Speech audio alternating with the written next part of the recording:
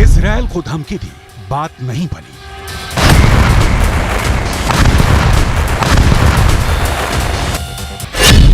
कुछ बंधकों को रिहा भी किया, बात नहीं बनी।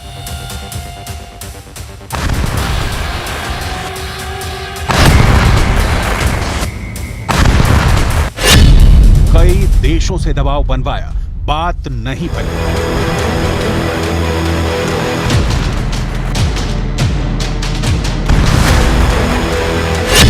साथी संगठनों से हमला करवाया, बात नहीं बनी।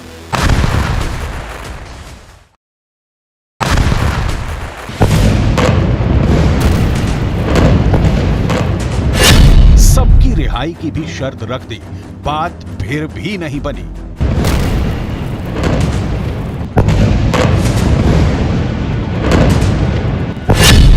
अब हमास ने दे दी है इमोशनल धमकी। सवाल फिर वही है, क्या बनेगी बात?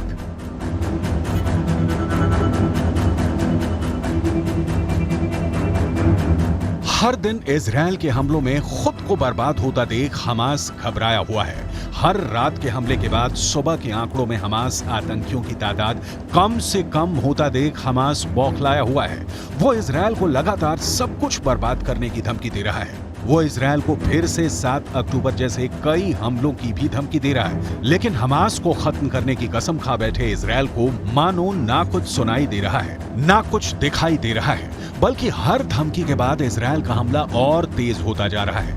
ऐसे में अब हमास ने एक नया दांव खेला है, इमोशनल धमकी वाला दांव।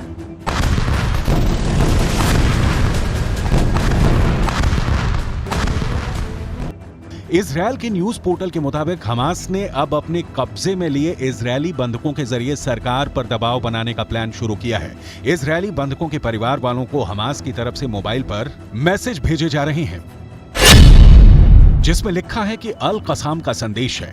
अगर आप बंधक बनाए गए अपनों के बारे में जानकारी चाहते हैं तो नीचे दिए गए लिंक पर क्लिक करें। जाहिर है हर कोई बंधक बनाए गए अपनों के बारे में जानकारी के लिए परेशान है और उसका हाल जानने को बेताब है। ऐसे में हर कोई इस लिंक को क्लिक कर रहा है और क्लिक करने के बाद स्क्रीन पर एक और संदेश दिखाई पड़ता है, जिसमें हमास की सैन्य शाखा के नाम के साथ लिखा है कि हमने आपकी सरकार को कैदियों की अदला बदली की पेशकश की है, लेकिन आपकी सरकार की तरफ से इसे नामंजूर कर दिया गया। हम आपको बताना चाहते हैं कि हम वही संदेश आप तक पहुंचाना चाहते हैं कि हम इजरायल के सभी बंधकों को रिहा करने को तैयार हैं, बशर्ते आपकी सरकार फिलिस्तीन के सभी कैदियों को रिहा करे।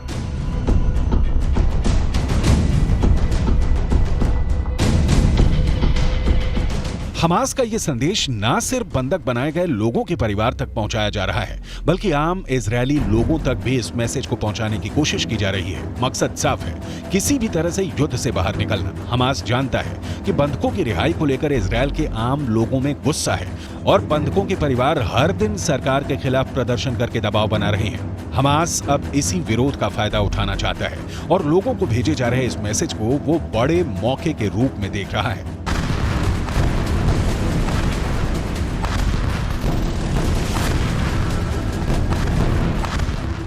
हमास जानता है कि अगर यह कार्ड काम कर गया तो कुछ बंधकों की रिहाई मात्र से ही वो इस जंग को बिना किसी नुकसान के जीत लेगा, क्योंकि नागरिकों की बंधक बनाने की रणनीति ही इस जंग से बाहर निकालने के लिए बनाई गई थी।